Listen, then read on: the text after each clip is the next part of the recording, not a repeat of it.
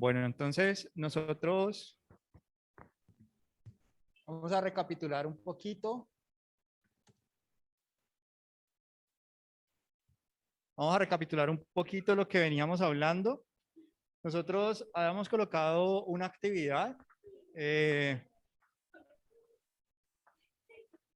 entonces, en esa actividad nosotros habíamos planteado eso también como para las personas que están, porque hay personas que se están integrando actualmente a la universidad, que quizás ustedes pues todavía no los conocen y demás, entonces a veces dificulta un poco que las personas se queden atrasadas porque desconocen pues cuál es el proceso que se ha venido como desarrollando.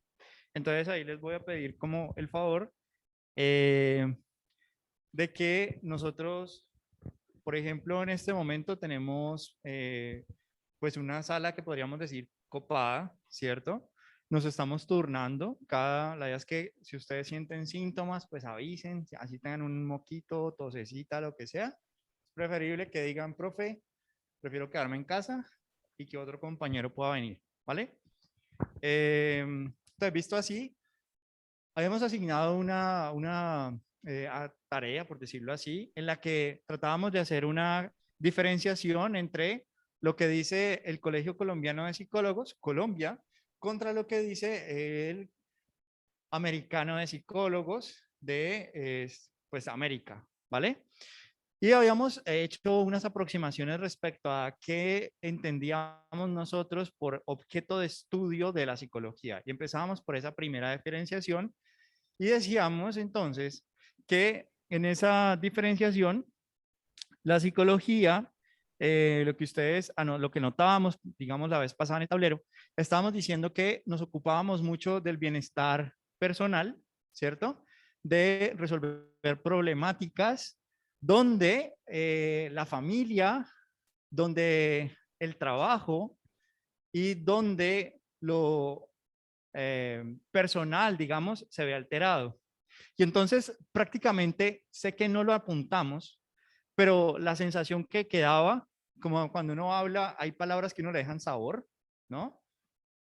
Como cuando uno está molesto con algo y uno ah, quiere expresarlo y busca diferentes maneras de hacerlo, pero a veces uno siente que le hace falta. Lo mismo para el amor, que uno trata de expresar lo que siente por otra persona y a veces no le alcanza con las palabras, ¿no? Y entonces la sensación, ¿no? Que dejábamos la clase anterior y de ahí quisiera como partir, es que nosotros estábamos hablando de el bienestar subjetivo. ¿Mm? Ese bienestar subjetivo, pues principalmente es que hay personas que en medio de algo que objetivamente, o sea, me refiero a subjetividad, parte de nosotros mismos, ¿vale? Por lo tanto, para algunos de ustedes, el bienestar subjetivo puede ser completamente distinto a mi bienestar subjetivo. Es decir, puede que yo esté de pie y me sienta bien estando de pie, y otro puede decir, profe, ¿y por qué no se sube acá? Está colchadito, está más cómodo, ¿cierto? Ahí estaría en un mejor bienestar subjetivo, ¿no le parece? Bien. Entonces, a los psicólogos nos puede pasar mucho eso, ¿vale? Que nosotros definimos el bienestar subjetivo acorde como a nuestros estándares, por decirlo así. Es decir, una vida buena es aquella vida que, dos puntos, y cada uno de nosotros, desde la psicología, vamos a contestar. Y lo que queremos como advertir, ya que estamos en primer semestre de una vez, tiene que ver con que el bienestar subjetivo, pues es una construcción singular. Es decir, que es una construcción que parte de la propia persona. ¿Vale? ¿Eso qué significa? Que hay personas que su bienestar subjetivo lo construyó y se siente bien estando de pie, ¿vale? Y ahora van a haber otras personas que esta va a ser su lugar.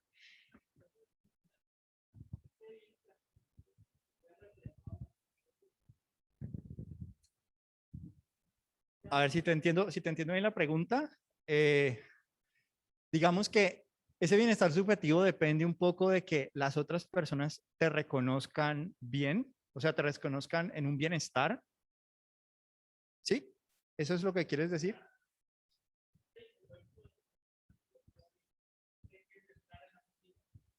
Ajá, ajá.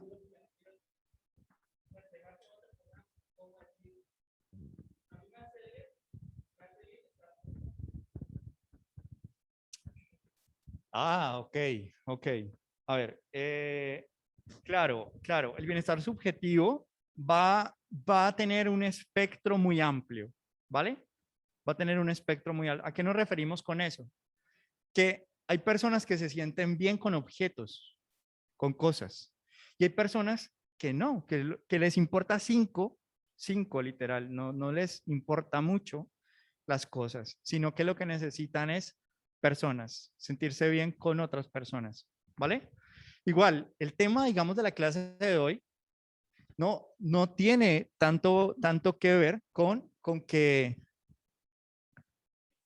Porque no me está cargando, amigo mío. No tiene tanto que ver, esperen, discúlpenme, ahora sí. No tiene tanto que ver con que eh, nos centremos en el bienestar subjetivo. Porque la clase anterior, digamos que la centrábamos un poco con algunas definiciones que hacíamos respecto a que en últimas la psicología como que su objeto de estudio tiene que ver con resolver problemáticas, ¿no? Y que esas problemáticas que se resuelven son para que yo finalmente termine sintiéndome bien, ¿vale? Y entonces ahí, pues digamos que el concepto que engloba este sentirnos bien de una manera un poco más técnica, ¿vale? Lo llamaríamos bienestar subjetivo. Es decir, que todos nosotros como personas quisiéramos como objetivo, como meta, alcanzar un bienestar subjetivo. Es decir, todo lo que hacemos es para un bienestar subjetivo. ¿Por qué haces esto? ¿Por qué haces aquello? ¿Por qué estás con él o con ella? ¿Por qué le terminaste? ¿Por qué te compraste? ¿Por qué lo vendiste? La respuesta a muchas de esas preguntas están en el sentido de que para la persona, al hacer esa transacción, esa negociación de estar con él o sin él, o comprar esto o venderlo, en esa negociación, el intercambio, lo que reciben a cambio de dejarlo o lo que reciben a cambio de estar con esa persona o con ese perrito o lo que sea, ¿vale? Es bienestar subjetivo. Es decir, que la persona va a hablar de que esa decisión que tomó es la decisión que lo hace, en últimas, sentirse bien consigo mismo.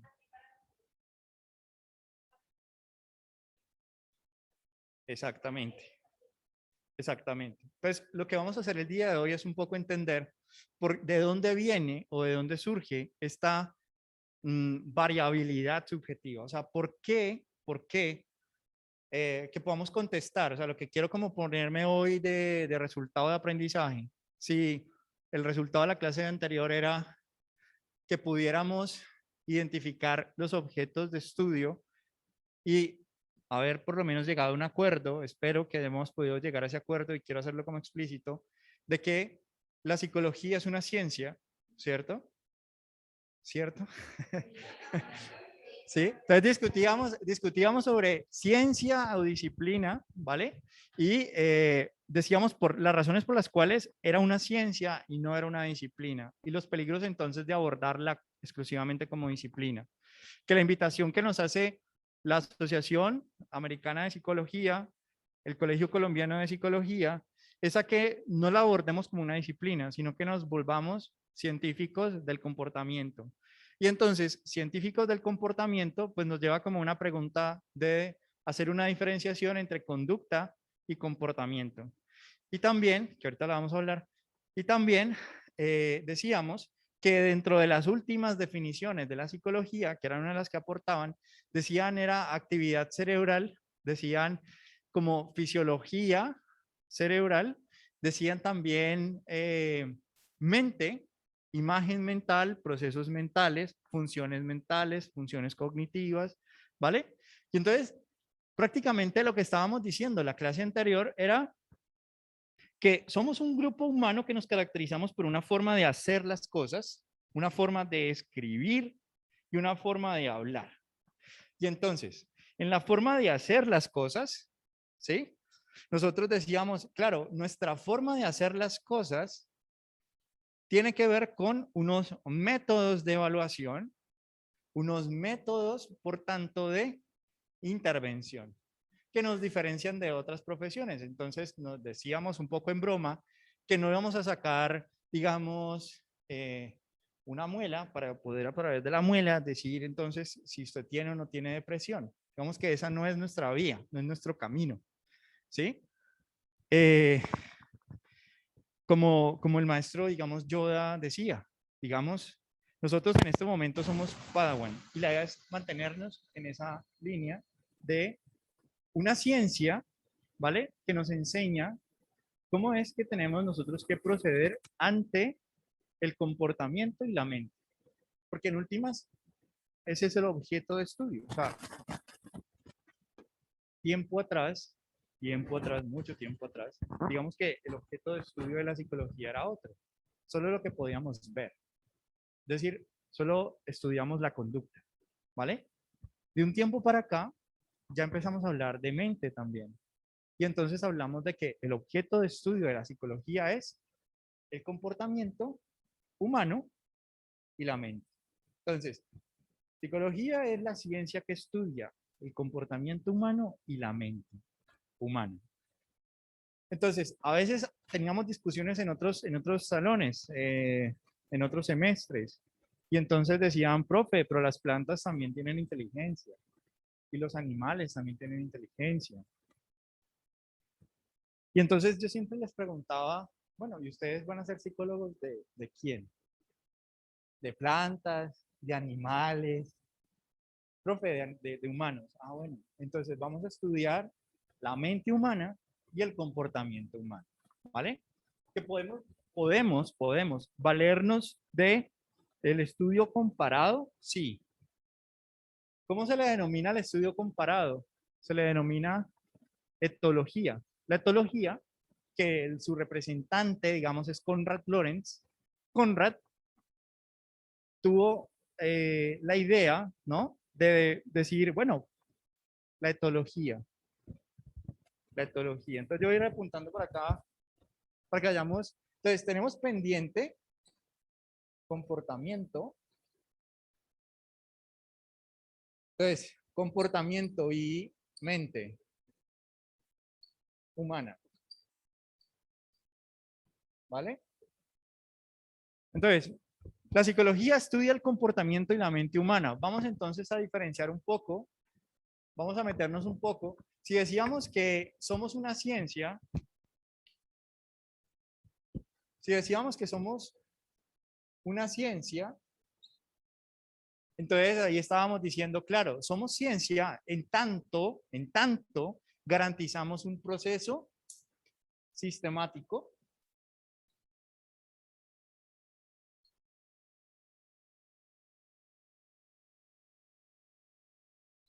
y entonces somos ciencia en tanto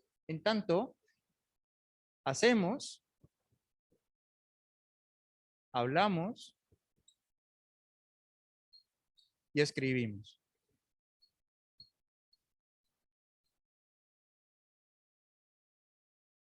Yo estoy haciendo este recorderis, no solamente para la compañera que acaba de llegar, sino para que si ustedes tienen alguna pregunta, de pronto en la clase anterior dijeron, profe, me encantó la clase, profe, me quedó súper claro, profe, pero pasaron los días y, profe, me surgió una pregunta.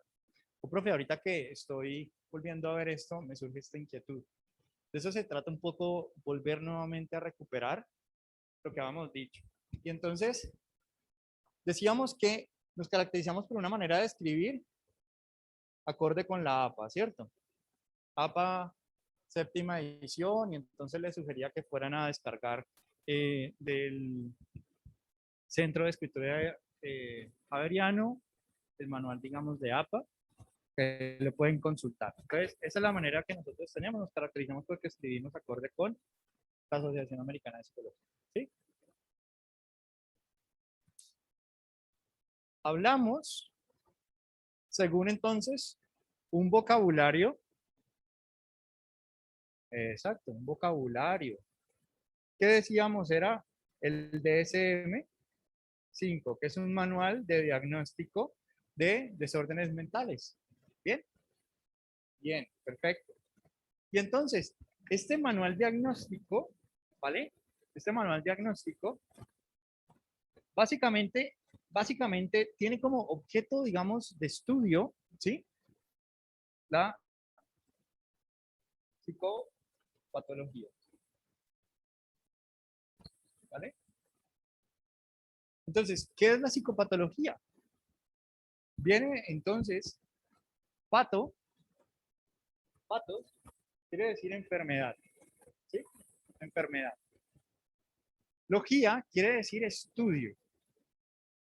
Y psico, normalmente, viene de lo que impulsa o el alma. Pues en su raíz pues griega, ¿sí? Entonces, psicología sería el estudio del alma, digamos si lo tradujéramos por sus raíces griegas, ¿sí? Pero, ¿qué es lo importante para nosotros en este momento? Que nosotros actualmente, la ciencia, ¿vale? La ciencia no quiere decir que usted no puede estudiar el alma, ¿vale? Sino que para estudiarlo usted debe seguir un proceso sistemático, ¿vale? Un método científico, ¿listo? Entonces, ¿qué es lo importante con esto? Ah, bueno, que si el DSM-5 tiene como objeto la psicopatología, entonces la pregunta sería, ¿será que la psicología solo le interesa la psicopatología? O más bien a un área de la psicología.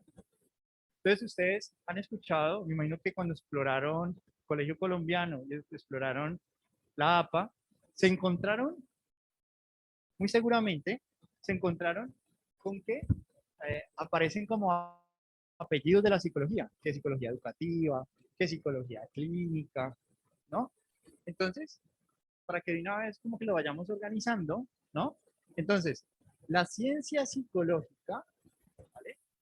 La ciencia psicológica es la ciencia que a través de un proceso sistemático estudia el comportamiento y la mente humana. Fíjense que no dice estudiamos la alteración, el trastorno, la enfermedad. No dice eso. Estudiamos el comportamiento y la mente humana. ¿Listo? ¿Cuándo entonces pasamos nosotros a utilizar el DSM-5? ¿Cuándo se nos convierte en algo, eh, digamos, obligatorio, por decirlo así? ¿Listo? Y es en el momento, ¿vale? Es en el momento, exactamente, es decir, que esta ciencia psicológica, vamos, a mí, pues yo sé, a mí me gusta hacer como esquemitas. Entonces, si yo, por ejemplo, hago esto, ¿vale? Un rectángulo, ¿vale? Ese rectángulo, digamos que vamos a meter ahí toda la psicología, ¿vale? Y entonces, toda esa psicología te interesa exclusivamente comportamiento y mente. Es decir, que esto está hecho de comportamiento y de mente, ¿vale?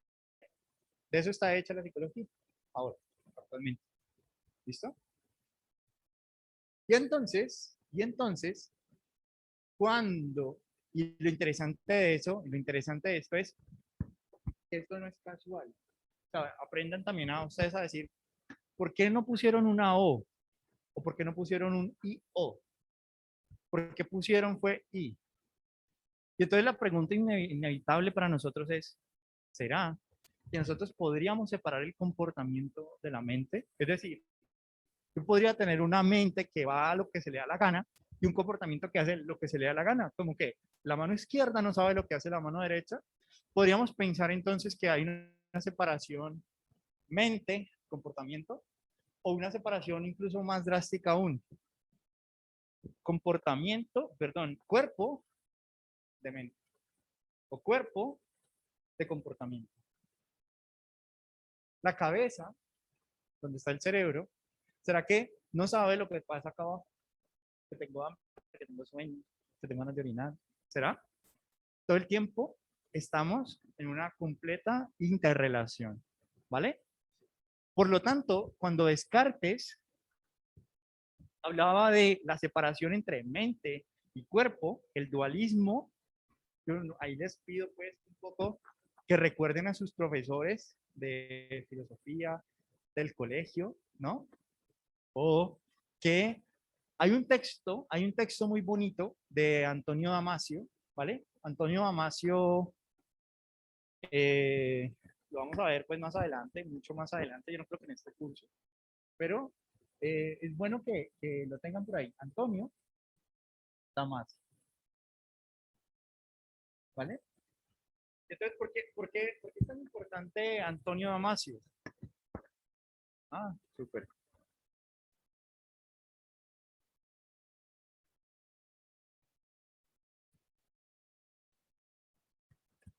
Tal cual, tal cual. Ah, bueno, yo les dejé una lectura, pero ahorita hablamos de eso, ¿sí? Ahorita empezamos el nuevo Profe. tema. Entonces, ¿por qué es tan importante Damasio? Damasio es muy importante para nosotros porque Damasio plantea una hipótesis, ¿vale? Que es su tesis doctoral. ¿Cuál es la hipótesis de Damasio? Damasio va a decir que la mente y el cuerpo no están separados, ¿sí? Básicamente esa es su tesis doctoral. Y entonces, ¿cómo demuestra eso, no? ¿Cómo demuestra que el cuerpo y la mente no están separados? Y entonces, para eso vienen los casos, la casuística. Hay pacientes que tienen lesiones en regiones muy específicas del cerebro.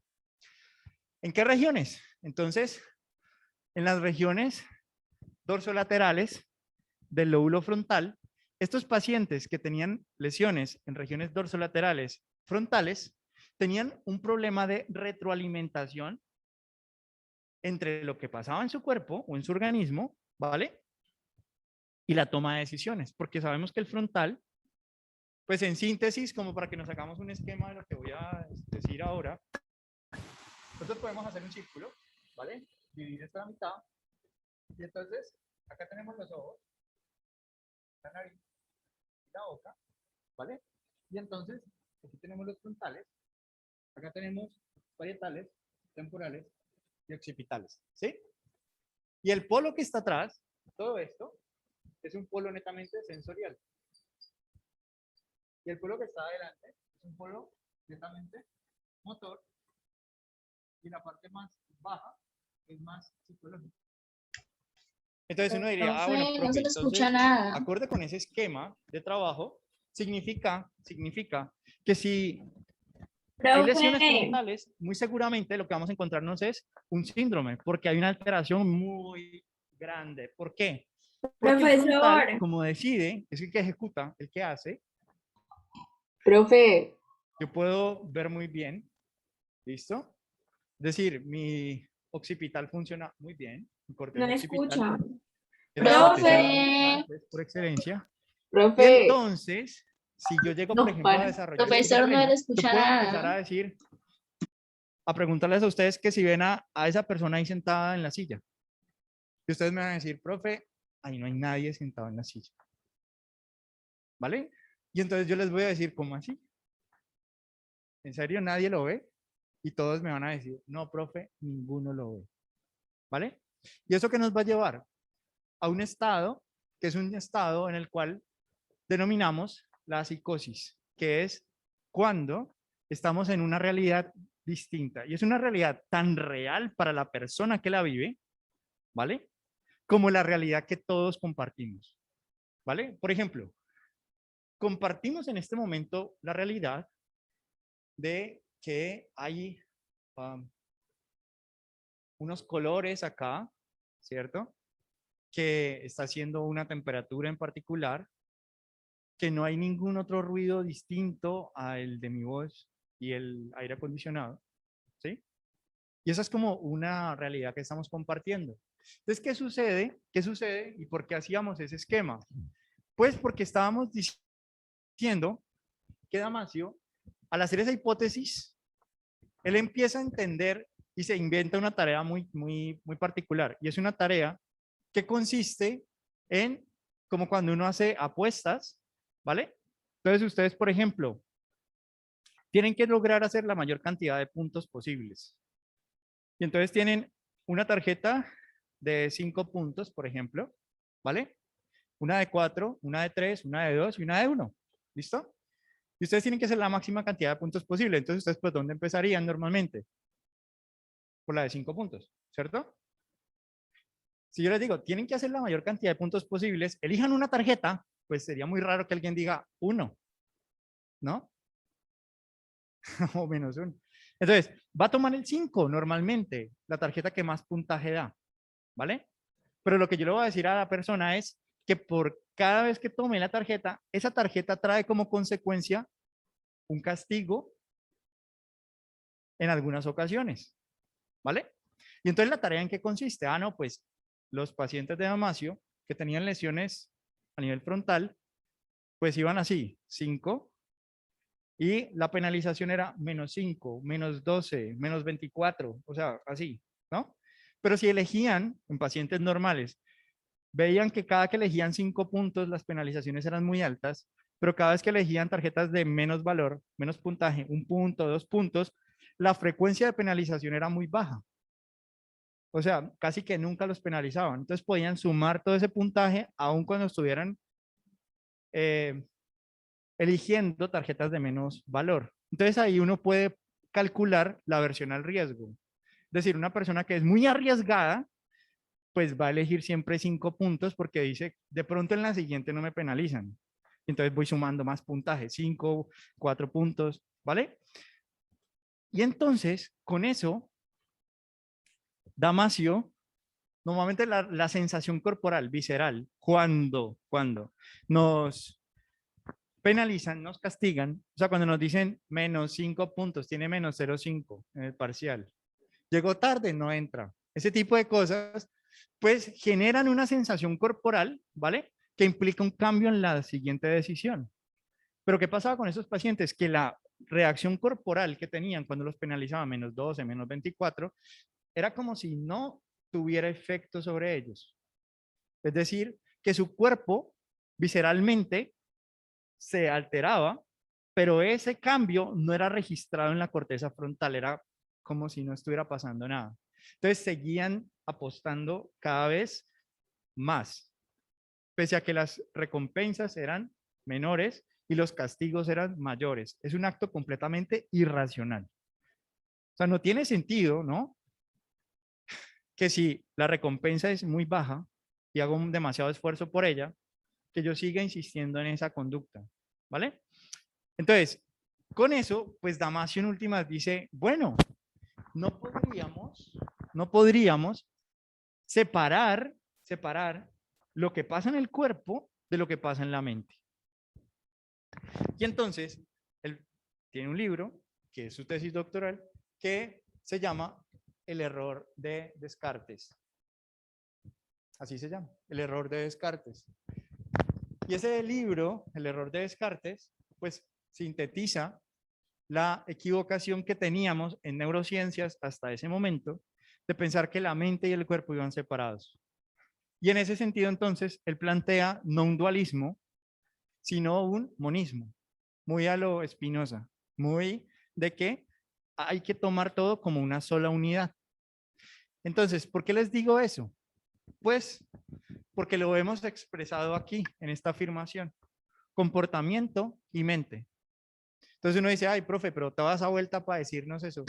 Pues realmente es importante entender que esta juxtaposición, ¿vale? Este entramado que existe es un entramado que nosotros no podemos desconocer. ¿Y por qué es importante que lo tengamos claro de hoy en adelante? Porque muchas veces ustedes van a tener pacientes donde ven un comportamiento anormal, o sea, un comportamiento que cumple con toda la sintomatología del DSM-5, ¿sí? Pero ese comportamiento normal quizás no se deba a un asunto psicológico. Es decir, no se deba a un asunto eh, mental o un asunto eh, que podamos ubicar tajantemente en mi propia responsabilidad como psicólogo. Entonces, por ejemplo, si tenemos un paciente acá que creo que el mejor ejemplo para entenderlo es si yo, por ejemplo, soy su paciente y yo llego con la mano así, ¿sí? O así. Y entonces les digo, hola doctora, ¿cómo está? Saludo de codito. Ahí tiene todo el sentido del mundo ese contexto de saludar de codito por la pandemia en la que estamos. Pero yo veo que el paciente sigue con la misma postura. O sea, no relaja su brazo, se mantiene así. ¿Bien? Y entonces yo me puedo preguntar, bueno, ¿y qué le trae por aquí? ¿En qué le puedo ayudar? Es que no puedo, como ve, no puedo mover bien mi brazo. ¿Usted me puede ayudar? Y entonces, inmediatamente la pregunta sería, ¿podemos?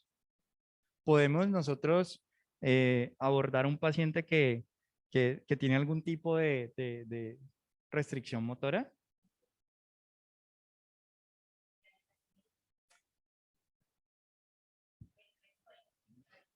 Claro, claro. Entonces, esa es la lógica y esa es la línea. Pensar, ¿no? Pensar en que por más que en el comportamiento hay una conducta que nos llama la atención, esa conducta no necesariamente se corresponde o es exclusivamente psicológica. Y esto también es importante porque volvemos otra vez a Descartes. Descartes decía que, y influyó muchísimo en la medicina, que la medicina es prácticamente un abordaje lineal, causa-efecto. Es decir, que este paciente debe tener alguna causa. Este bracito así debe tener alguna causa. Y entonces si lo ponemos en ese lugar, pues la causa que podríamos pensar es, bueno, debe ser alguna causa neurológica quizás. Entonces vamos a mandarlo con el neurólogo para que haga un examen, ¿vale?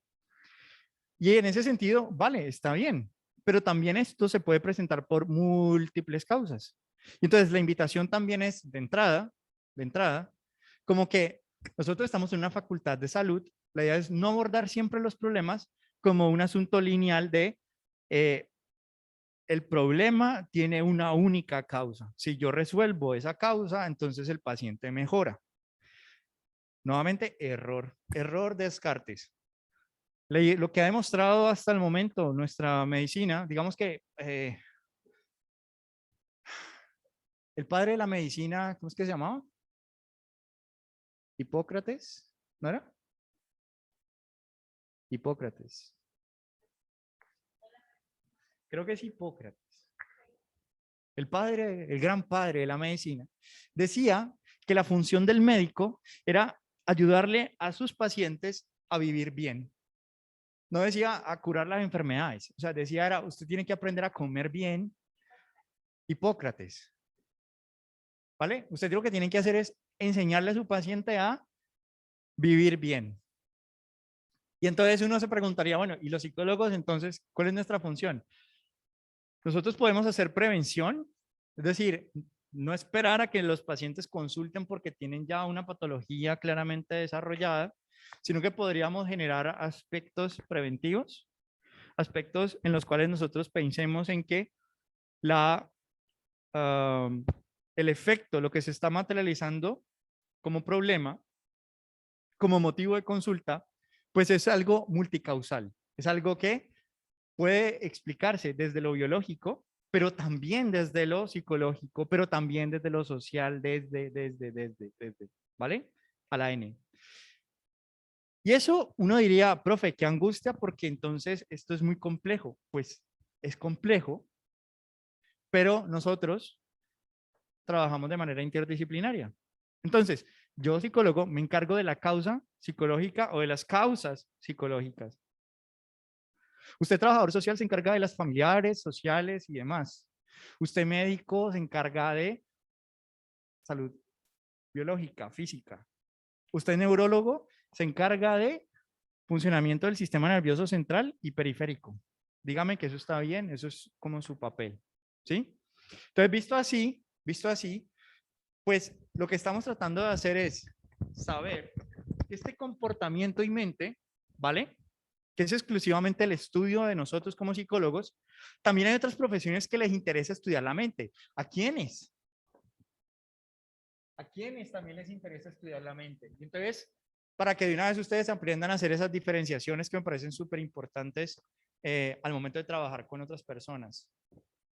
Entonces, la mente, ¿vale? La mente le interesa trabajarla a los psiquiatras. También le interesa trabajarla a los neurólogos.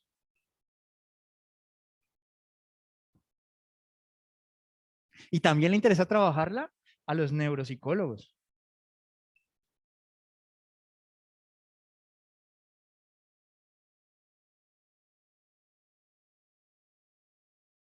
Neuropsicólogos.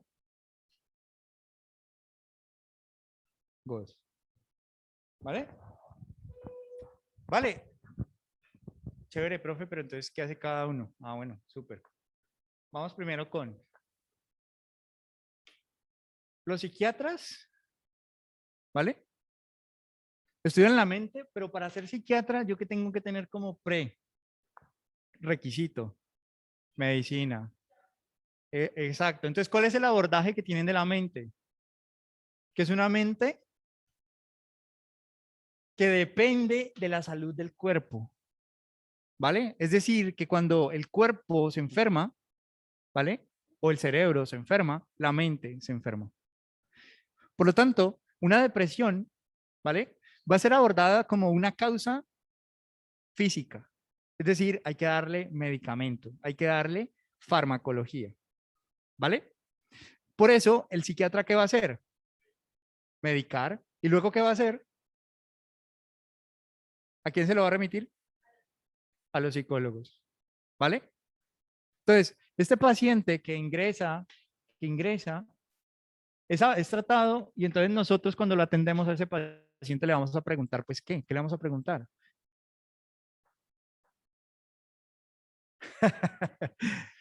En el contexto en el que venimos, el psiquiatra fármaco, ¿no?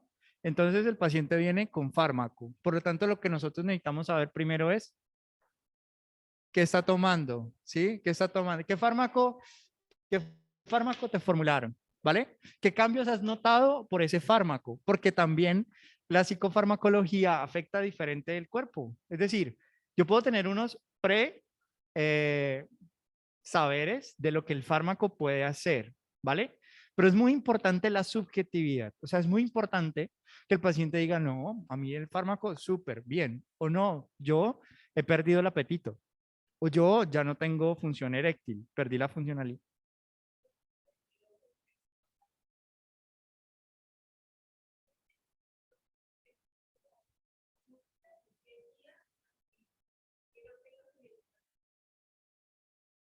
Sí, o sea, el bienestar subjetivo, ¿vale? El bienestar subjetivo es para nosotros como nuestra meta, ¿vale? Como psicólogos, tratar de buscar, ¿vale?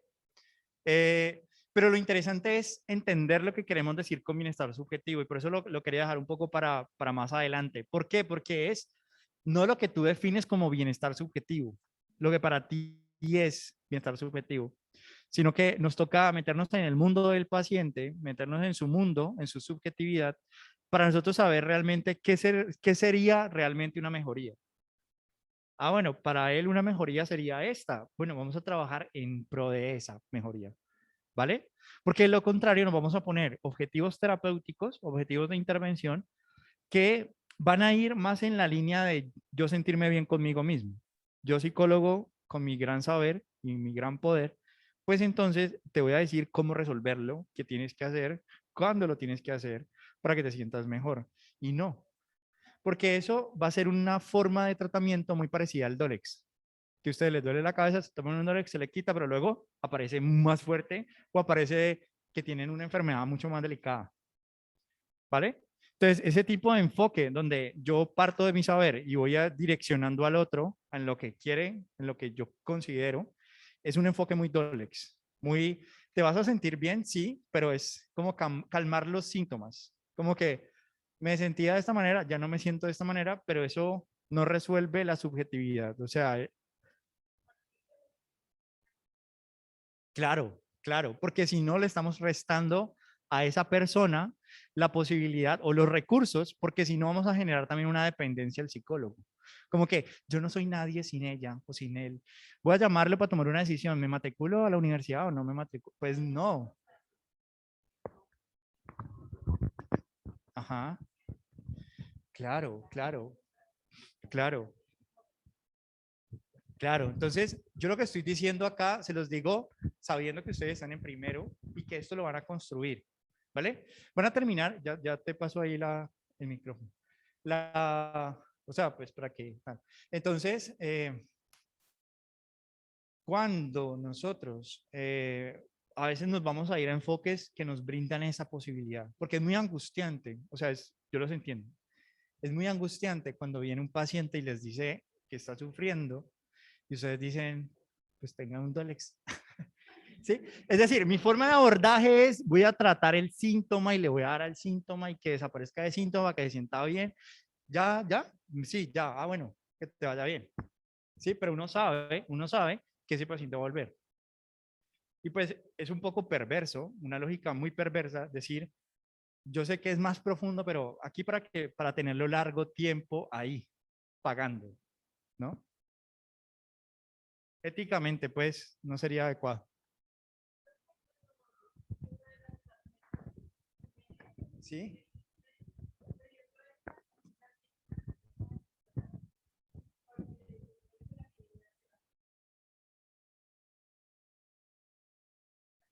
Vale, ahí estaría un poco más relacionada a la dopamina, que es el sistema de recompensa en el organismo, digamos, la que se responsabiliza de la voluntad.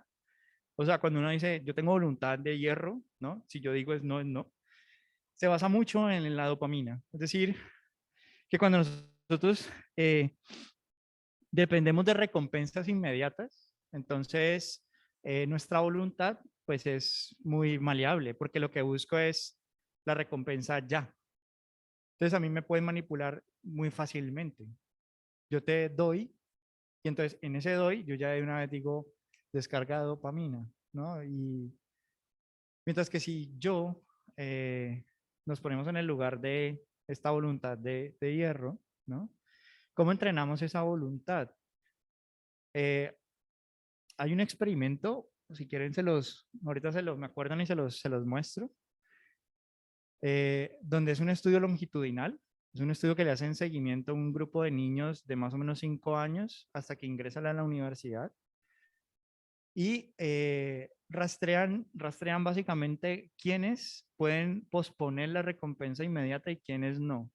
Y versus esa decisión de esta persona no pudo posponer y este sí pudo posponer las consecuencias para su vida. Y es muy bonito, es bien bonito.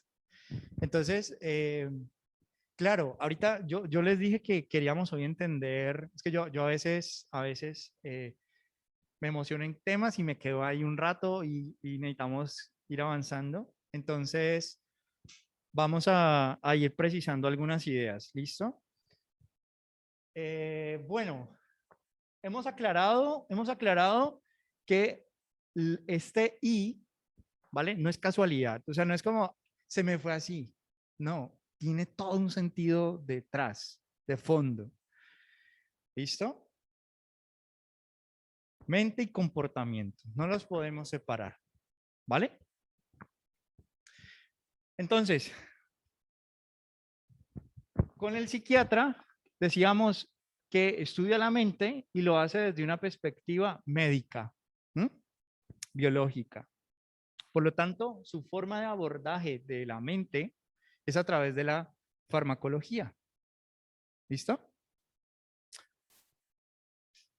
Los neurólogos también les interesa la mente, pero a ellos les interesa de la mente, lo abordan desde una perspectiva del sistema nervioso humano, es decir, sistema nervioso periférico y sistema nervioso central, cerebro y todos los nervios aferentes y eferentes, ¿vale?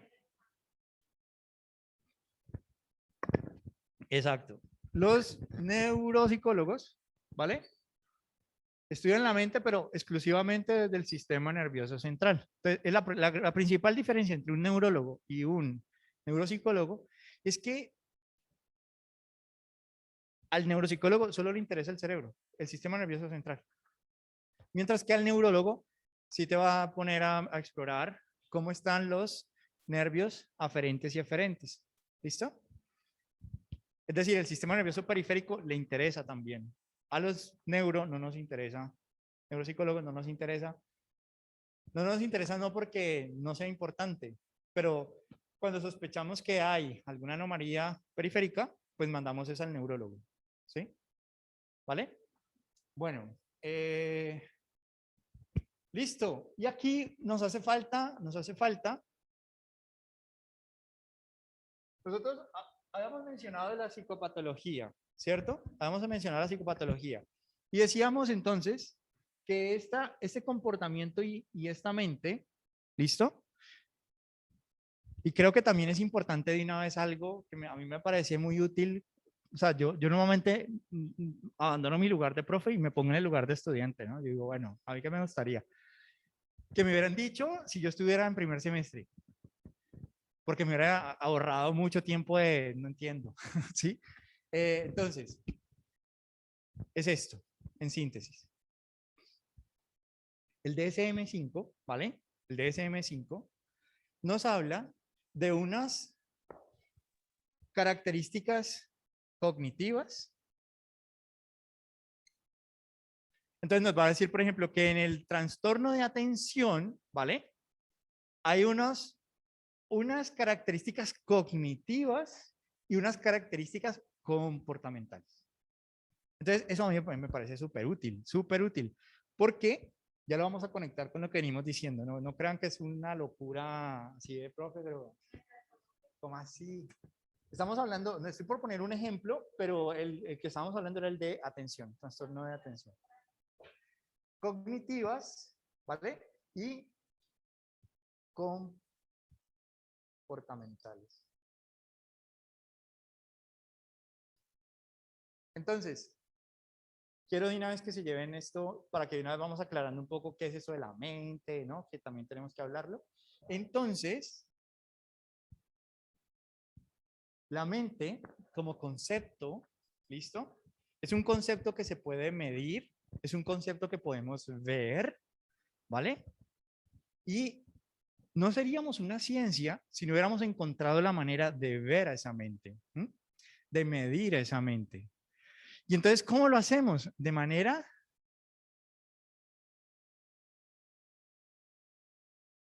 vamos a ponerlo de una manera directa en el sentido de que la mente, ¿listo? Es una actividad cerebral, ¿listo? Es una actividad cerebral. Es decir, que es la participación de nuestro cerebro, de nuestro sistema nervioso central, nuestro sistema nervioso humano. La corteza cerebral, ¿vale? Nuestra corteza cerebral, principalmente desarrolla algo que denominamos conciencia. ¿Ustedes están conscientes o están dormidos? ¿Se tomaron la pastilla roja o la azul? Matrix, cuando Morfeo le dice, ¿despiertas o sigues dormido? ¿Es esto lo que comes real? Esto que te dice tu gusto, ¿no? Que sabe rico, ¿realmente lo es? Entonces, el asunto aquí no es, profe, ya, no de tantas vueltas, díganos entonces qué es para yo apuntarlo en el cuaderno, ¿no? Sino que podamos decir entonces, ¿vale? Que nuestra mente, nosotros la vamos a estudiar de manera directa, ¿vale? Como actividad cerebral. ¿Está aburrido? Como una actividad cerebral, ¿vale? Como una actividad cerebral. Entonces, como actividad cerebral, nosotros diríamos que va a ser entonces el resultado de cómo las distintas neuronas de nuestro cerebro se comunican entre sí. Y entonces para esto, digamos que ustedes deben de recordar la diferenciación que tenemos de dos conceptos, la sensación y la percepción. Yo no sé si ustedes recuerdan el concepto de sensación o el concepto de percepción. Vale. El concepto de sensación, ¿vale? El concepto de sensación es básicamente, nosotros tenemos órganos especializados, ¿vale? Órganos especializados. Por más que yo quiera con mis manos escuchar, no puedo. Por más que yo quiera con mis ojos oler, no puedo. De ahí entonces que tenemos órganos especializados para procesar estímulos con características especializadas. Entonces, los ojos procesan luz, ¿cierto? Fotones. Entonces, el proceso de convertir los fotones o los estímulos y llevarlos a un proceso eléctrico a nivel de la neurona, ¿vale?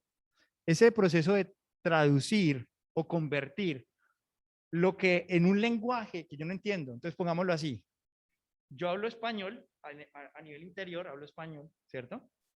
Mi sistema nervioso central habla español, pero afuera, lo lumínico, ¿vale? Habla mandarín, ¿listo? Y lo auditivo habla francés, ¿vale? Y lo táctil habla hindi, no sé, ¿sí? Entonces tenemos distintas características de los estímulos, ¿vale? Pero un solo idioma interno, que es el idioma en el que está prácticamente funcionando nuestro sistema nervioso humano, que es un sistema que funciona eléctricamente y químicamente, ¿vale? Entonces, a ese proceso de coger este que está hablando francés y ponerlo en español, a este que está hablando en hindi y ponerlo en español, le vamos a llamar sensación, ¿vale? Sensación. Es decir, coger los estímulos que vienen de afuera e introducirlos en el sistema nervioso central, llevarlos por el periférico al central. Entonces, uno podría, para aprenderse eso de una manera muy sencilla, diríamos, al proceso de sensación es el proceso de entrada de información, ¿vale? Entra, ¡pum! Entra en un lenguaje que yo entiendo. Sensación, ¿vale? Al proceso de percepción ya es un proceso de interpretación. Es decir, que le agregamos a que entró la información, sensación, procesamiento de la información. Entonces, cuando estamos procesando información, haciendo este movimiento que uno puede, kinestésicamente hablando, no olvidarlo, como que cómo era, entonces puede que yo haga esto y diga, ah, sí, no era que se llama así, aferente. Aferencia es sensación. Sensación, procesamiento de la información, es lo que vamos a llamar entonces el proceso de percepción, que es un proceso entonces de interpretación. Entonces, la sensación que tenemos todos en este momento es la misma, es objetiva. Yo puedo cuantificar.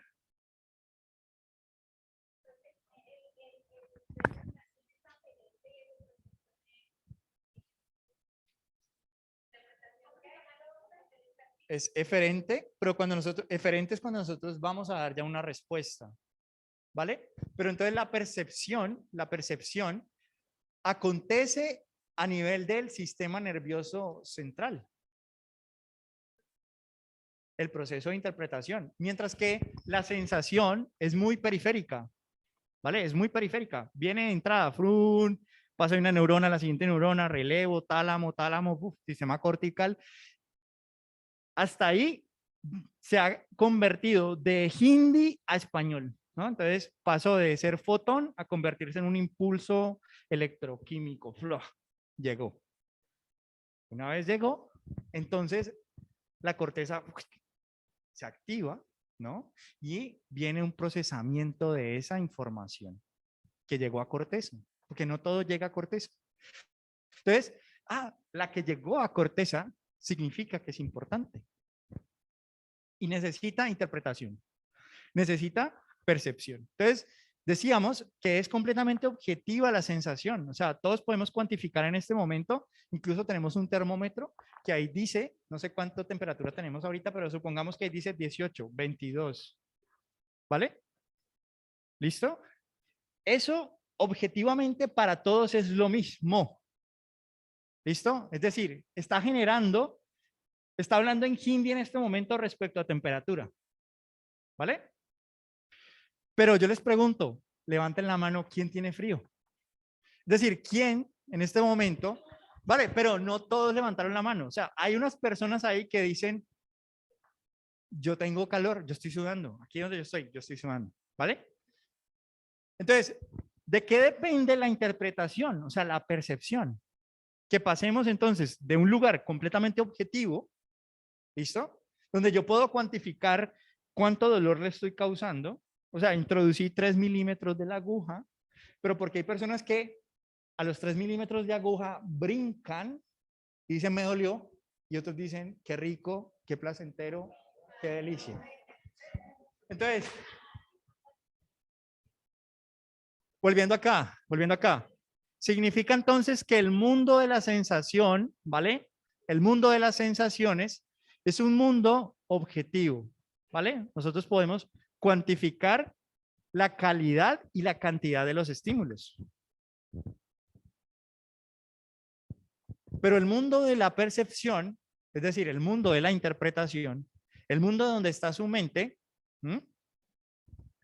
es un mundo subjetivo. Es un mundo en el cual usted recibe la estimulación y usted decide qué hace con esa estimulación. O sea, con esa sensación usted verá si la interpreta como, no pasa nada, no va a hacer nada, o, uy, qué peligro, voy a salir a correr. ¿Vale? ¿De qué depende entonces que yo me quede, que huya o que pelee? Pues va a depender mucho de esa interpretación que hacemos. Vamos a ir metiéndole cada vez más cositas para entender el comportamiento humano que es tan bonito y entender la mente. Y es que, pues, si ya entendemos que la percepción es un acto interpretativo, ¿vale? Lo siguiente que tendríamos que entender es por qué hay tanta variabilidad en esa interpretación. O sea, ¿por qué para unos es frío? ¿Por qué para otros es calor? ¿Por qué para unos es doloroso y para otros no lo es?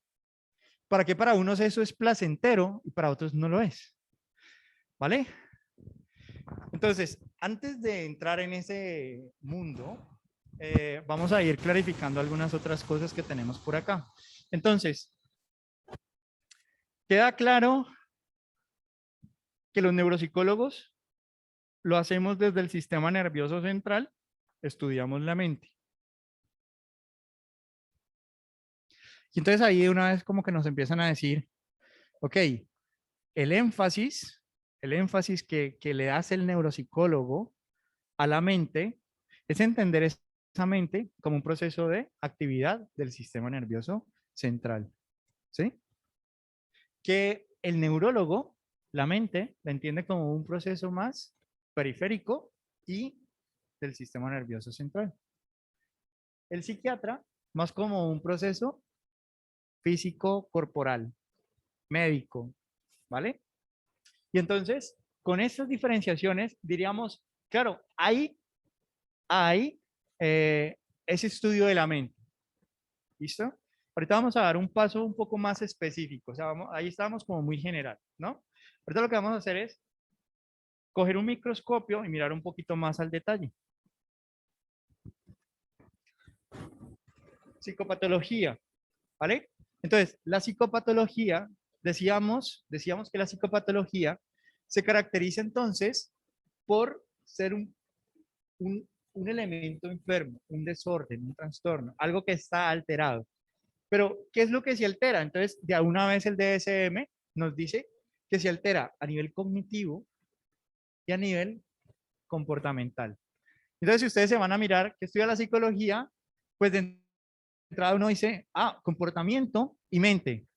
Entonces, ¿qué podríamos nosotros sustituir? Pues podríamos entender entonces que la mente es un elemento cognitivo. Y entonces uno diría, "Ah, ¿cómo así, profe? ¿Qué es cognitivo? ¿No? ¿Qué es eso que llamamos cognición? ¿Y qué es entonces la cognición? Pues la cognición es conocimiento, ¿vale? Es decir, que nuestra mente es conocimiento, incluido aquel conocimiento que nosotros no alcanzamos a poner en palabras, aquel conocimiento que llamamos inconsciente, que está oculto, que nosotros tratamos de ponerle la luz y se esconde, ¿vale? Es decir, que la mente incluye tanto lo que vemos claramente como lo que desconocemos claramente. Y por eso es tan apasionante la psicología. Porque cada vez más movemos el horizonte en ciencia a que cosas que desconocíamos, es decir, yo alcancé a vislumbrar este proceso de la mente, pero se me ocultó. Y se me ocultó porque no tenía la tecnología, no tenía el método adecuado para abordarlo. El mejor ejemplo es el tabula rasa. Yo no sé si ustedes han escuchado ese concepto. Tabula rasa, hoja en blanco, ¿no? Tabula rasa. Entonces, pónganlo hoja en blanco, hoja en blanco, hoja en blanco. O sea, ¿qué decía ese concepto traducido al castellano? Que nosotros nacemos sin ningún conocimiento y que vamos esculpiéndonos a medida que nos relacionamos con la experiencia.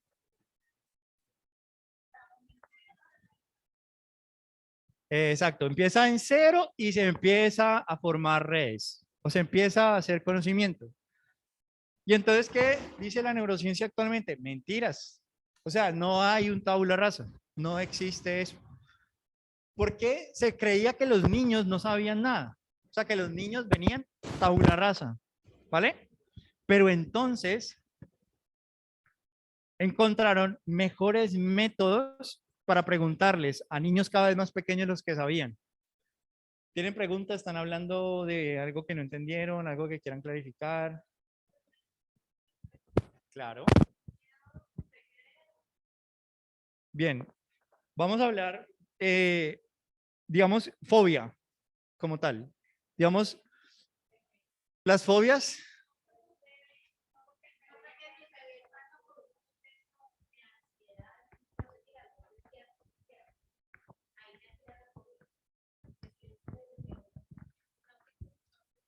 Entonces la pregunta es,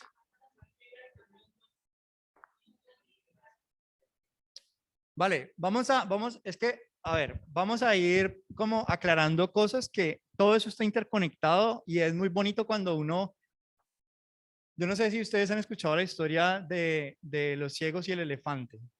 ¿No han escuchado esa historia?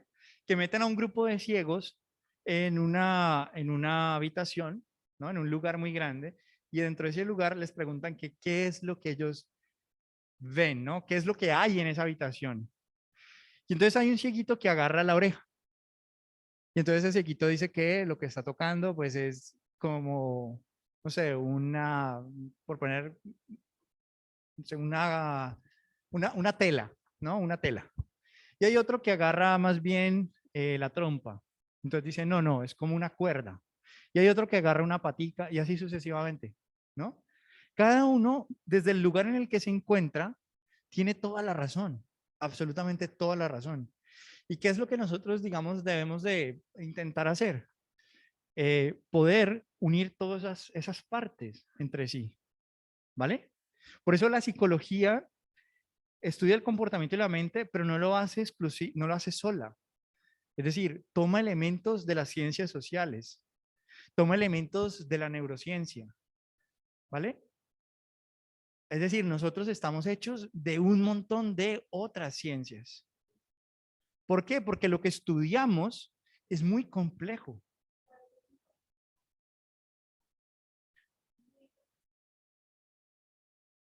Sí, sí, o sea, digamos que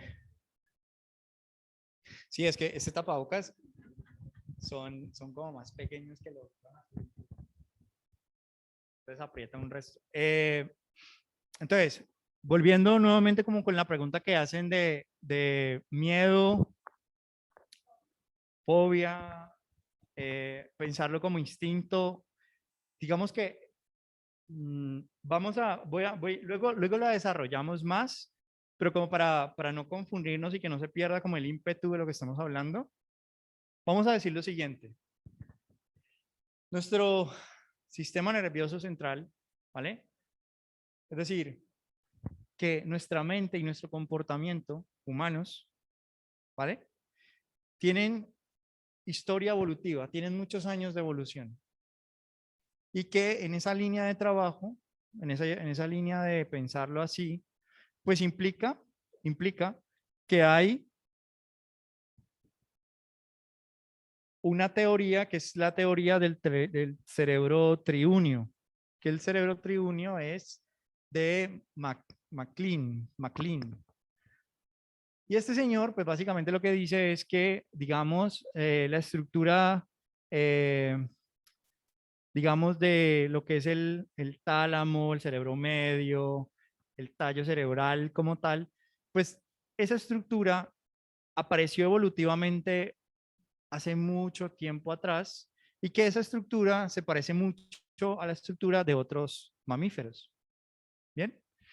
Y que posteriormente surge un siguiente cerebro, el cerebro donde diríamos nosotros tenemos el diencéfalo y donde estaría todo como las glándulas, nuestro cerebro hormonal, por decirlo así, que es este cerebro emocional, que es la siguiente como capa. Y posteriormente tenemos la corteza cerebral, que es la última evolutivamente en hablar, en salir, en surgir, ¿sí?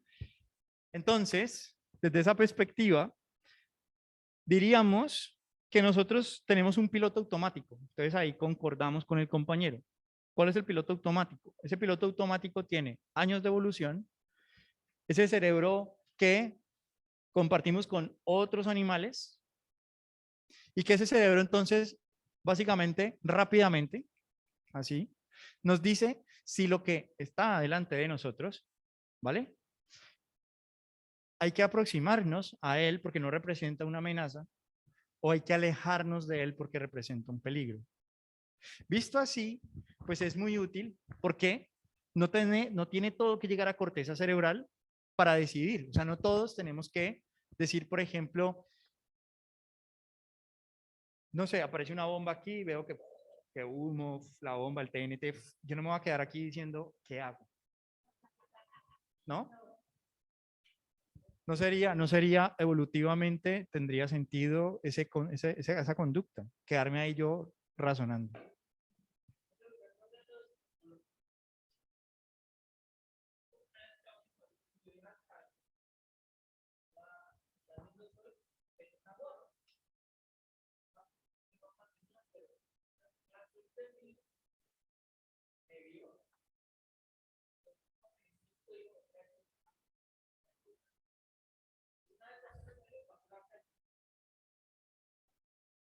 Y se salvó,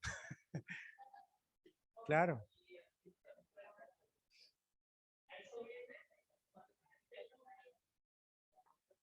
Claro, es que vamos a entender que hay unas características de los estímulos. Entonces vos decís, lleva gorra, ¿qué más llevaba ese día? No sé. Gorra. Pero nosotros desconocemos, ¿vale? Nosotros desconocemos, primero desconocemos la historia de esta persona, ¿vale? Es decir, seguramente, claro, seguramente, en la historia de esta persona ya la han robado personas con gorra, ¿sí? Y desafortunadamente,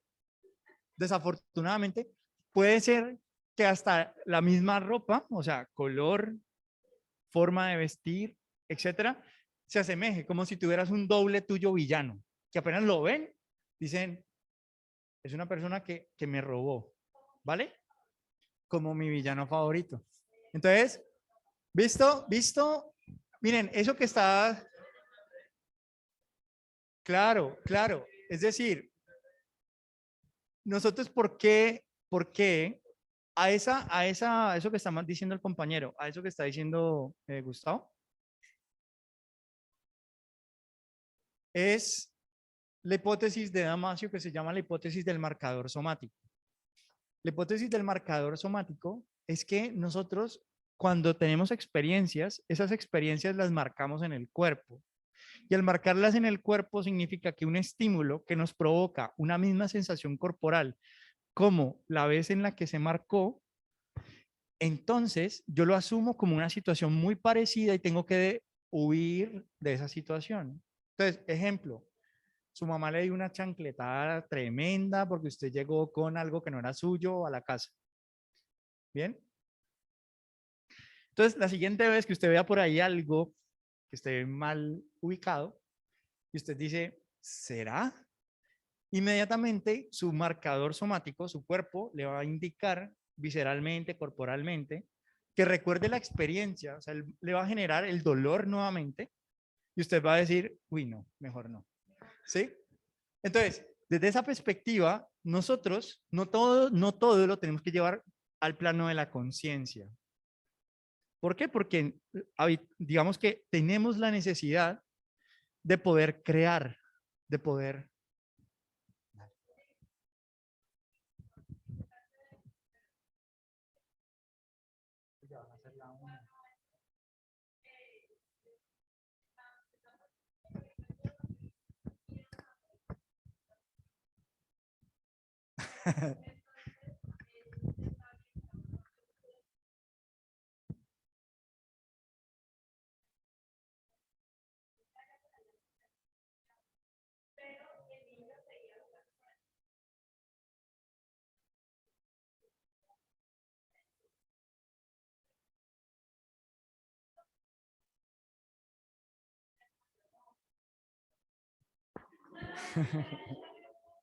Claro, John Wick,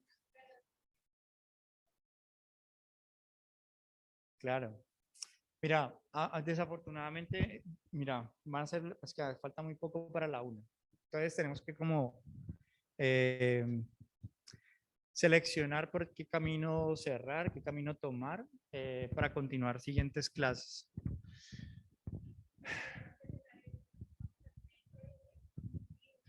Sí,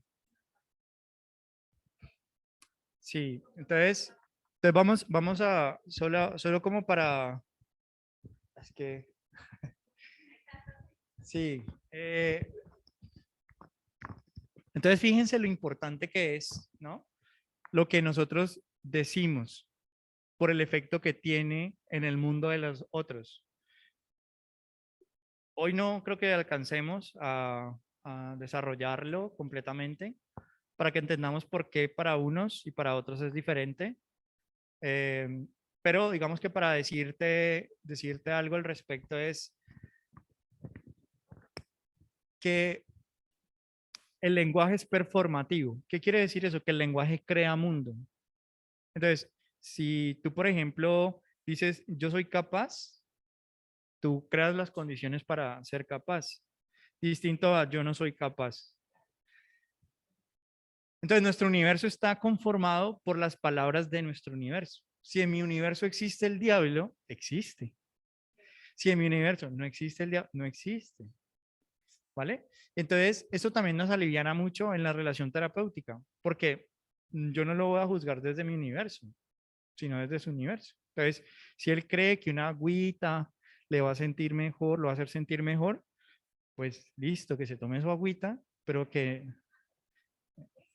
exacto, porque lo importante es que lo que decía el compañero, el placebo, si yo creo en eso, funciona, pero lo importante nosotros mediando entre su universo y el universo, digamos, científico, porque hay personas que dicen, yo no me voy a tomar los medicamentos, o yo no voy a ir al médico, o yo no me voy a hacer esos exámenes, o no me voy a vacunar, o ese tipo de cosas, pues tiene que ver entonces no tanto con respetar absolutamente el universo del otro, pues porque eso puede llevar a una persona que está muy convencida de que ustedes son unos pecadores, hay que matarlos a todos.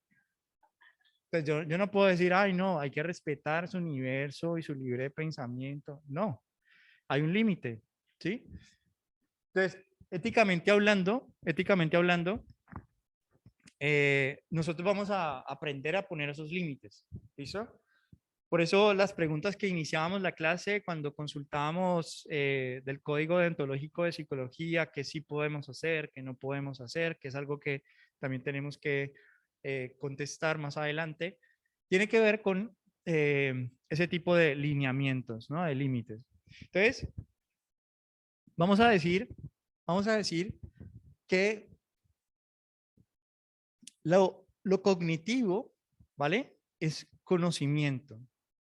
Como conocimiento implica tanto el conocimiento que viene dado desde el cuerpo, es decir, desde lo visceral, de cómo yo en mi cuerpo he marcado que ciertos estímulos para mí representan peligro y otros estímulos que pueden ser no peligrosos. Por ejemplo, el ruido de una moto a toda en la ciudad seguramente es muy peligroso, pero en el campo puede ser qué rico porque me puedo ir con él o con ella, me va a llevar. ¿Sí? Entonces, el contexto va a marcar mucho la manera en que nosotros interpretamos, pero sobre todo es que nosotros vamos por el mundo y vamos marcando en nuestro cuerpo aquellas experiencias que son valiosas para nosotros. Aquellas experiencias entonces que nos dicen que entonces, toda experiencia yo la puedo volver características de estímulos. Es decir, gorra, no gorra. Gafa, no gafa, ruido, moto, sin ruido de moto, etcétera. Pero yo puedo dar cuenta entonces de que hay unos estímulos que para mí representan mucho miedo. Entonces, hay personas aquí que les gusta ver películas de zombies, ¿no? Bueno, hay otros que dicen, no, no, no, no. Conmigo no cuenten, ¿sí? Vale, pues entonces significa esto que la variabilidad que encontramos en el mundo, ¿vale? Con la que ustedes y yo nos encontramos continuamente, pues es la oportunidad que tenemos nosotros de entender que no todos tenemos el mismo conocimiento. O sea, no todos tenemos la misma mente. ¿Mm? Por lo tanto, estudiar la mente no es estudiar la mente de la humanidad, es estudiar la mente del grupo de personas con las que yo trabajo, eh, atiendo, etcétera, ¿vale? Pero eso no significa que yo a través de cada caso no pueda conocer sobre la mente humana, ¿sí? Entonces, volviendo acá, en esta línea, toda la actividad cognitiva es conocimiento. ¿Cómo sabemos nosotros entonces? ¿Cómo nosotros sabemos entonces sobre qué día es hoy? ¿Qué hora es? ¿Qué van a hacer ahorita en la tarde? ¿Vale? ¿Qué van a hacer en una semana? Listo. Entonces, algunos y algunas, cuando contestamos a esas preguntas, ¿vale? Ustedes están dirigiéndose a su mente, ¿vale? Están dirigiéndose a lo que han construido como conocimiento de ustedes. Es como su biografía, por decirlo así.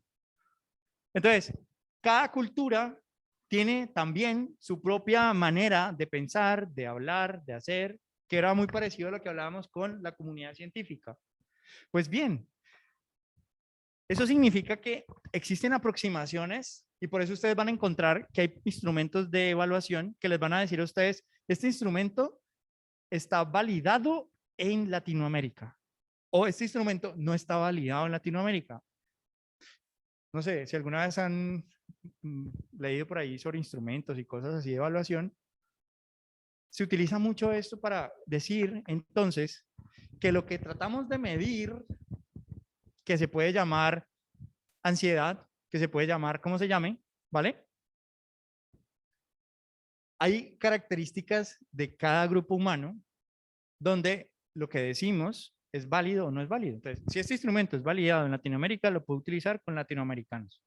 Si este instrumento es para latinoamericanos, no lo puedo usar con angloparlantes, con franceses, etcétera. ¿Sí? Entonces, Eso es muy importante que nosotros de entrada como que lo vayamos vislumbrando. ¿Por qué? Porque a veces hacemos lo mismo con todo. O sea, tengo este instrumento y este instrumento lo voy a aplicar contra Raimundo y todo el mundo. No, no funciona de esa manera. Y una de las razones por las que no funciona de esa manera es porque esta mente es una mente que se construye. O sea, no es como que yo nazco y nazco con la mente humana, ¿no? Ejemplos de eso que tenemos, Tarzán.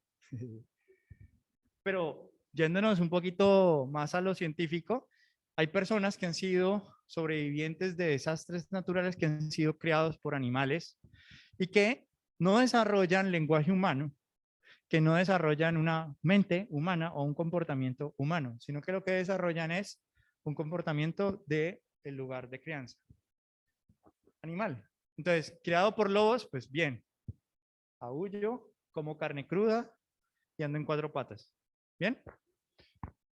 Entonces, visto así, pues uno diría, ah, ok, profe. O sea que esta mente, para que sea humana,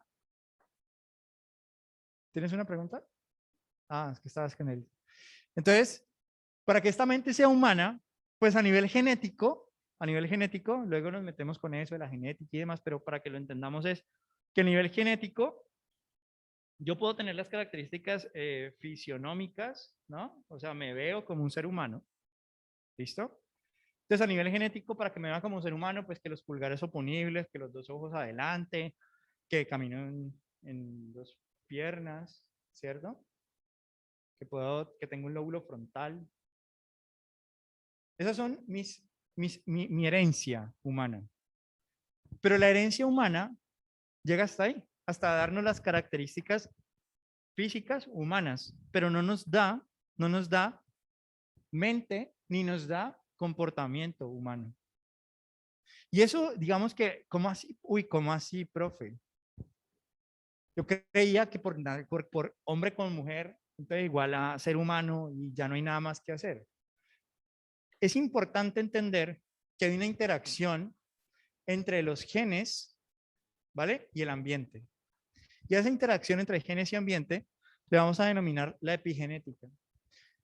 Entonces, epigenética.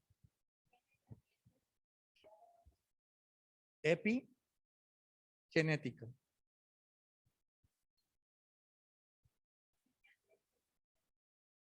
La interacción que hay entre la genética y el ambiente, ¿vale? Es decir, cómo el ambiente puede modular o no la expresión de un gen epigenética. ¿No se alcanza a ver? Es que escribí por acá abajo. Epigénesis. Entonces, la epigenética, ¿listo? Es súper importante. ¿Por qué?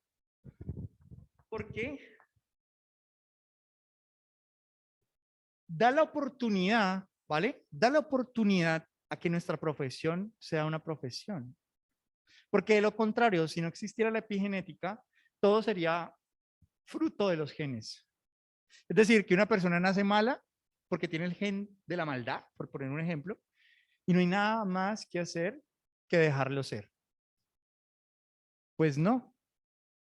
O lo contrario, no tengo el gen de la maldad, pero desarrollo maldad. Entonces, uno diría, el miedo, la fobia, tiene elementos genéticos. Es decir, hay personas que genéticamente tienen más predisposición que otras personas a ser más nerviosas, o sea, a tener un poco más de miedo. Y entonces ella de entrada dice, muy honestamente, yo soy nerviosa, ¿sí? Y en esa perspectiva, ¿vale? Y seguramente, y lo interesante de esto es que seguramente, muy seguramente, en la familia hay otras personas igual que ella. O sea, no es la única en la familia, como la nerviosita de la familia, que anda ahí. No, hay otras personas que también presentan características similares. Es como si fuera una característica familiar, como que es la genética familiar, donde hay personas que lo desarrollan y personas que no. Entonces ahí hablamos de genes recesivos, o sea, que no se manifiesta, no se expresa, y genes que sí se van a expresar.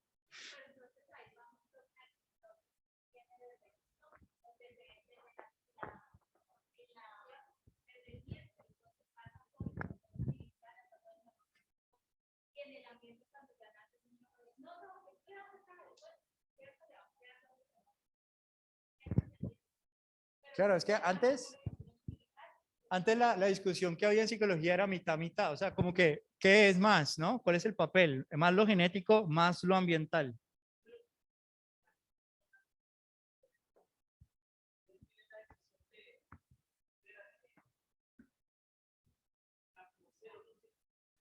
Esa es la cuestión, decía, ¿quién era que decía eso? Entonces, vení, entonces para aclarar eso que el compañero está diciendo, chicos, chicas, para que dejemos la discusión, si quieren, miren, nosotros cuando planteamos, él dice, yo puedo decidir, qué tanto puedo yo decidir que un gen se exprese o no se exprese? ¿Vale? Sí, es como tu pregunta. Vale. Mm, igual nosotros en segundo semestre, cuando nos veamos en segundo semestre, vamos a hablar de genética, epigenética, darwinismo, selección natural, teoría de la evolución, hasta, sí, toda la carrera. O sea, yo los veo en segundo, los veo en segundo, ya los vuelvo a ver por allá en noveno, noveno y décimo. Sí, o sea, yo los veo hasta segundo y ya nos volvemos a ver por allá en noveno décimo. Bueno, pues entonces el compañero decía, ¿qué tanto nosotros podemos o no podemos expresar nuestra genética? Y entonces ahí es interesante, por ejemplo, el papel que tiene el individuo. O sea, nosotros no estamos completamente condenados a nuestra genética. Nosotros podemos, si sabemos cuál es nuestra genética, anticiparnos a ella. Entonces, por poner un ejemplo, en belleza. Entonces, si yo tengo la genética que fácilmente yo me voy a arrugar, o sea, tengo el gen, porque es que veo a las mujeres de mi familia y todas a los 50, 40, 30 ya empiezan con arrugas, marcas, güey, ¿tal?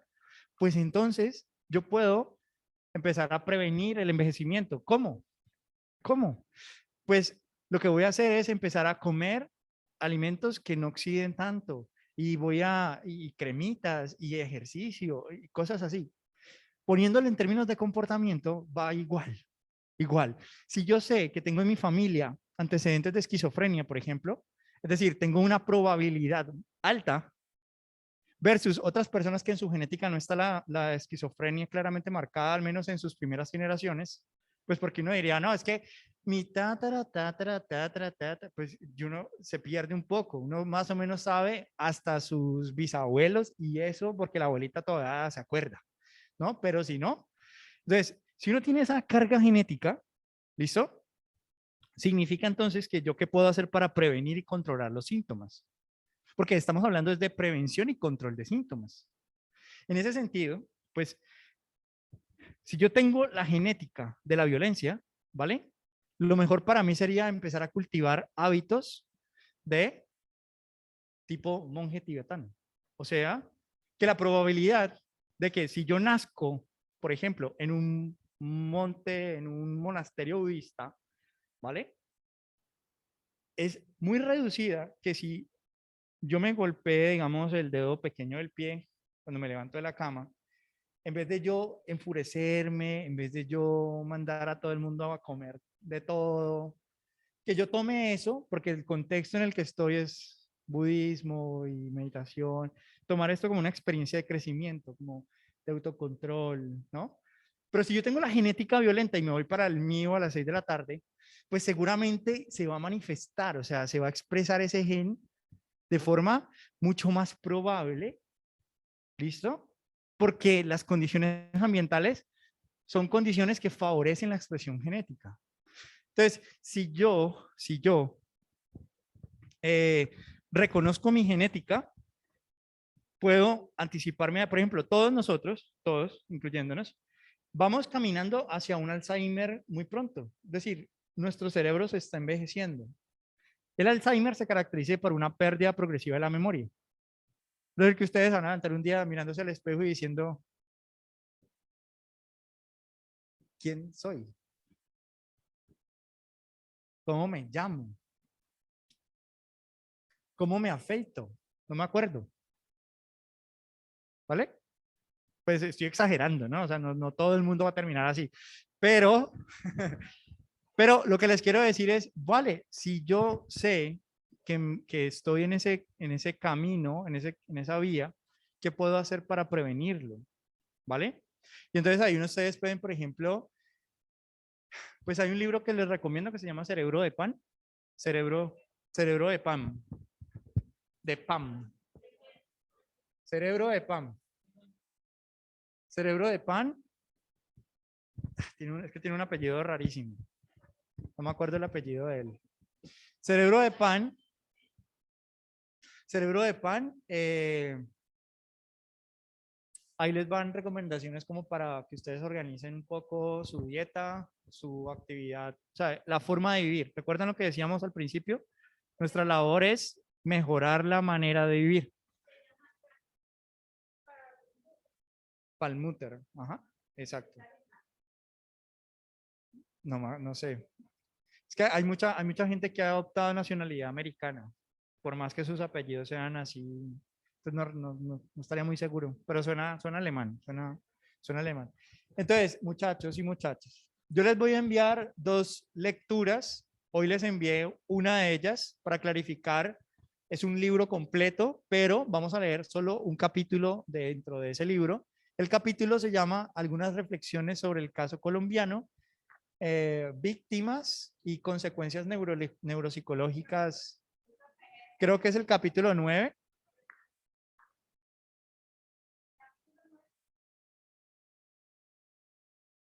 Sí, es este. ¿Es este? Es que yo les envié.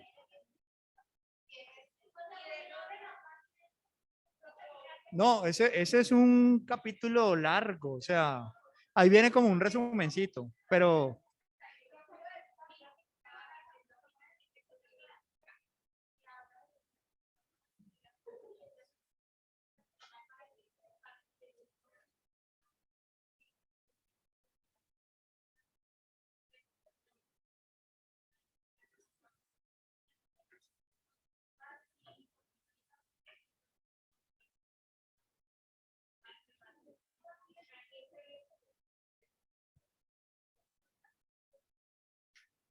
sí, es un hecho. Es que normalmente el cerebro se estresa y entonces al estresarse el cortisol como tal altera. Sí, no, voy a enviarles la otra lectura, me falta. Es más largo. O sea, no es ese resumen.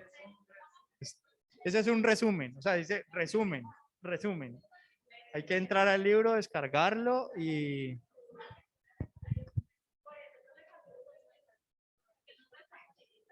capítulo 9.